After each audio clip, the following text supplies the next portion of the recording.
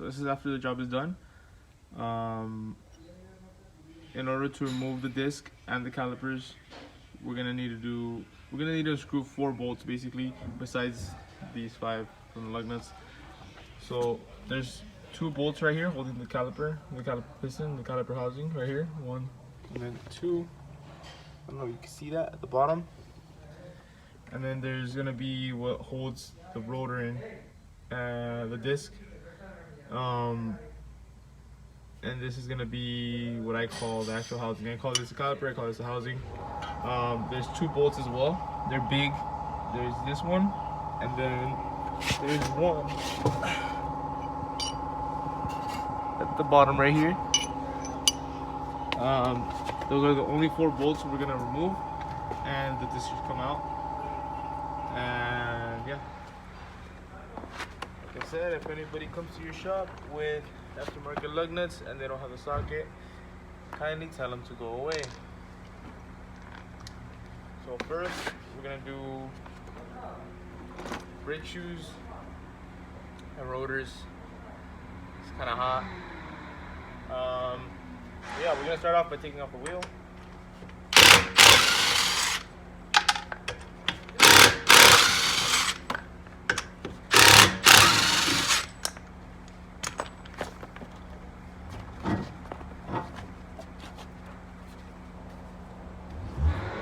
So, in order to take off the caliper, there should be 2 bolts in the back. They're pretty far apart. They're the only ones that are really far apart. And this bolt is not loose.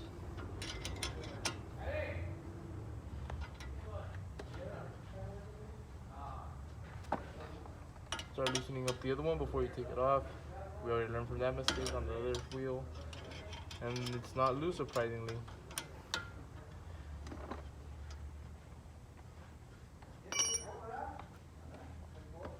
Like I said, this is an independent shop. We don't have anything fancy like the hooks in order to, you know, be able to make sure your calipers are not hanging on the brake lines. But what we do have is general knowledge to know that if you put this piston on top of this bolt right here, it should stay, and it will stay. Thank God. Okay, so we'll remove the brake pads. You can take off this lining, or whatever you want to call it. You know, brand new one comes in with the new brakes. So we'll continue by taking off the rest of the caliper housing. And this is hard. On the other side, it wasn't hard at all. I didn't even put pressure into taking it off, which surprised me because it's supposed to be this tight. The other side was not this tight.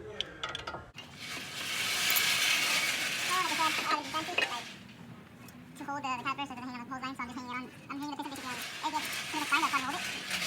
This line. We need to take this off, so I think it's really loose or even slightly loose. I tend to just try to squeeze it with my thumb or my 4th finger and just, you know, try to take it off.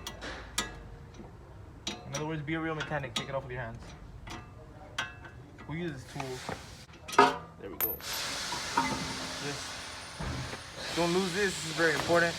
Put it in your pocket or something. Don't lose this. This is very important. Put it in your pocket. These you can just fucking throw them.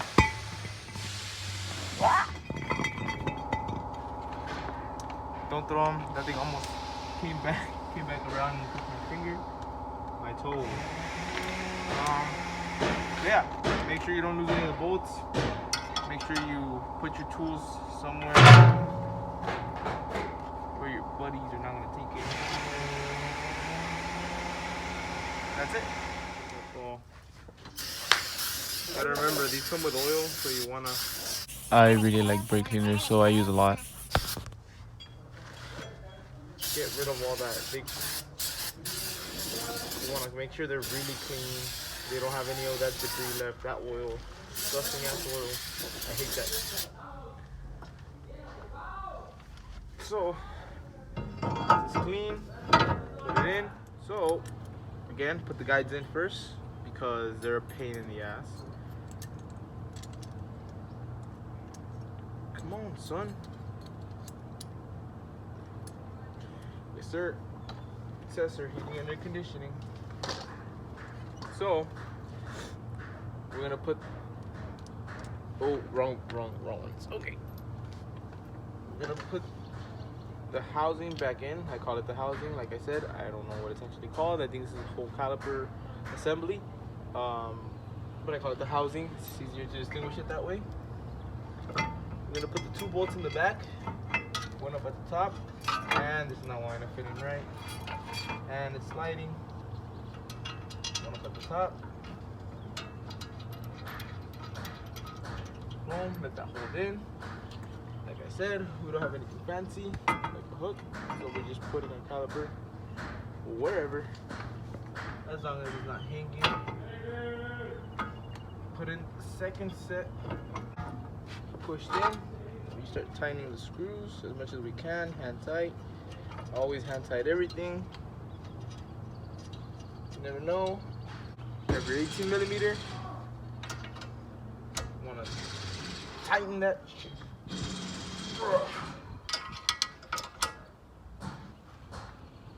Torque specifications are tighten it with your hand as much as you can. And then torque specification part 2, tightening it with the other hand because there's more downforce. Cool. Now we got our brake pads. Ready those ones?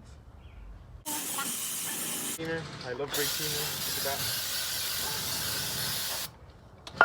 So much that bottle was new and I just ran out of it right now. Basically sniff that thing, breathe in. It's my oxygen right there. I love brake cleaner. So we put our brake pads in. And for some reason, the one right here. Alright, boom, bam. Bada boom. Put our caliper over. Make sure it's sitting nicely. Now we have our 2 bolts. These are 13 millimeter. Ow. Make sure you don't break your customer's bumper.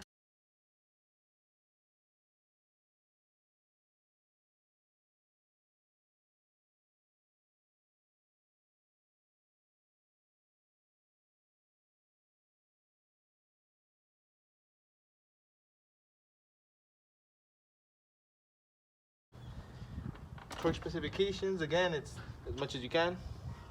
Tighten it as much as you can with your hand. The guy's already here. Ugh. Now we'll be putting back the wheel, which I don't remember where I put it.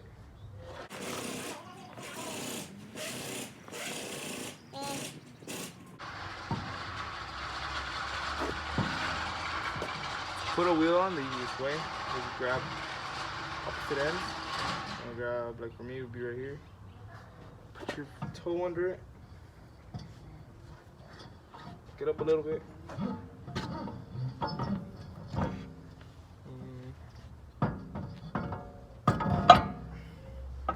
It's easier. This weighs like 70 pounds. You're not going to be able to pick it up with your back. Please don't try to do that. Anybody that does tires for a living, you know what I mean? I don't do tires for a living, by the way. It's not my shop. It's my friend's shop. This is where I come to drink sometimes. And to work on my car occasionally. That's like a drink. And mess with cars.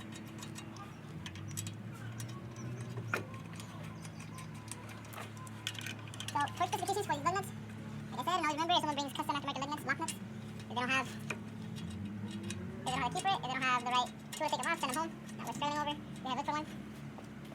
Basically, my phone stopped recording because it was too hot and I couldn't find the torque wrench, so I just used the air gun instead. So I'm going to insert a video of my friend using the WD-40 for a tire.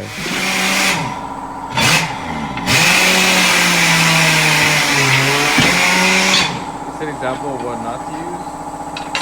Please use like soap